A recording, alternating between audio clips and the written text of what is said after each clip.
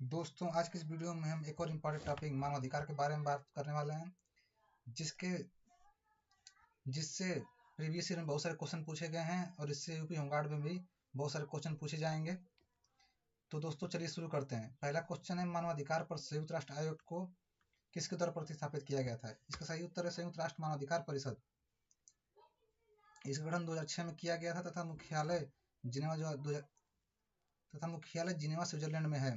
दूसरा क्वेश्चन है, राज्य मानवाधिकार आयोग के अध्यक्ष और सदस्यों की नियुक्ति कौन करता है? इसका सही उत्तर राज्य के राज्यपाल। तीसरा क्वेश्चन है, किस अंतर्राष्ट्रीय दस्तावेज को सभी मानव जाति के लिए अंतर्राष्ट्रीय मैग्ना कार्टा कहा जाता है? इसका सही आंसर है मानवाधिकार का सार्वभौमिक घोषणा पत्र, ऑप्शन सी।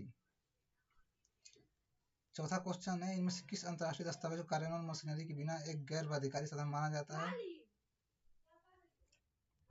इसका सही उत्तर है universal declaration of human rights, मानव अधिकारों की सार्वभौमिक घोषणा। इसे 10 दिसंबर 1948 को संयुक्त राष्ट्र संघ की सम्मान सभा ने मानव अधिकारों के सार्वभौम घोषणा को स्वीकृत और घोषित किया। पांचवा क्वेश्चन है, सभी मानव अधिकार सार्वभौमिक, अविभाज्य और अन्योन्याश्रित और परस्पर संबंधित हैं। इसका रीजन है 1993 में मानव अधिकार पर विश्व सम्मेलन ने इसी पर जोर दिया था। ये दोनों ऑप्शन सही हैं, ए और आर दोनों सही हैं, आर एक सही व्याख्या करता है। छठवां क्वेश्चन है, मानव अधिकारों की सार्वभौमिक घोषणा 1948 में कितने अनुच्छेद थे? इसका सही उत्तर है 30। सातवां क्वेश्चन है, राष्ट्रीय मानवाधिकार आयोग एनएचआरसी की स्थापना किस वर्ष हुई थी? इसका सही ऑप्शन है 1993, ऑप्शन ए। आठवां क्वेश्चन है, राष्ट्रीय मानवाधिकार आयोग के अध्यक्ष या किसी भी सदस्य को हटाने की शक्ति किसमें निहित है? इसका सही उत्तर है भारत राष्ट्रपति।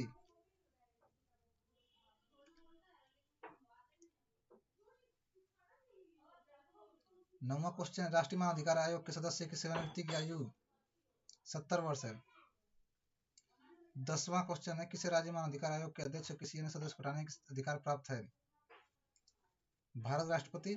ये सारे क्वेश्चन पीवाईक्यू में पूछे गए हैं दोस्तों, ये बहुत ही इंपॉर्टेंट है, इसीलिए वीडियो को पूरा देखें। 11वां क्वेश्चन, राष्ट्रीय मानवाधिकार आयोग के प्रथम अध्यक्ष कौन थे? इसका सही ऑप्शन है न्यायमूर्ति रंगनाथ मिश्रा। 12वां क्वेश्चन है, मानवाधिकार दिवस 2020 का विषय क्या था? बेहतर पुनर्प्राप्ति मानव अधिकारों के लिए खड़े हो जाओ, ऑप्शन सी। 13वां क्वेश्चन है, एक कार्मिक मामले में भारत सरकार की समन्वयकारी एजेंसी है? ये है ऑप्शन बी, कार्मिक लोक शिकायत पेंशन मंत्रालय, ये गृह मंत्रालय का। 14वां क्वेश्चन है, 2018 में उत्तर प्रदेश मानवाधिकार आयोग के अध्यक्ष निम्नलिखित में कौन रहे हैं?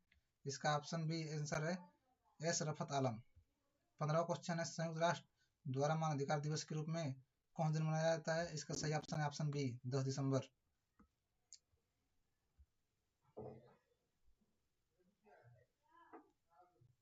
16वां क्वेश्चन है, संयुक्त राष्ट्र की एक अंतर्राष्ट्रीय मानव अधिकार संधि कौन सी है जिसका उद्देश्य दिव्यांग व्यक्तियों के अधिकारों की रक्षा करना? यह है विकलांग अधिकार। इसका ऑप्शन है ऑप्शन डी, विकलांग व्यक्तियों के अधिकारों पर संधि पत्र, जो कि 2006 में आया था। 17वां क्वेश्चन है, भारत संविधान में उल्लिखित निम्न में से कौन सा अधिकार मानव अधिकारों की सार्वजनिक घोषणा में उल्लिखित नहीं है? यह है समान नागरिक संहिता और जंगलों का संरक्षण, सुधार, सुरक्षा दोनों नहीं है। मानव अधिकारों की सार्वजनिक घोषणा की मसौदा समिति के अध्यक्ष कौन थे? ये थे एलेनोर रूजवेल्ट। ये काफी इंपॉर्टेंट क्वेश्चन है दोस्तों। बात करें 19वें क्वेश्चन की, तो मानव अधिकार के सार्वजनिक घोषणा में उल्लिखित मानव अधिकार के सिद्धांत भारतीय संविधान के किन अनुच्छेदों में निहित हैं? यह है संविधान के भाग 3 में अनुच्छेद 12 से 35 मूल अधिकारों का वर्णन किया गया है।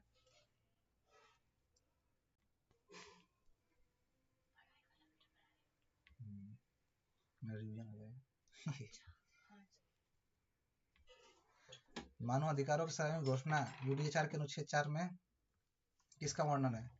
ऑप्शन है गुलामी स्वतंत्रता।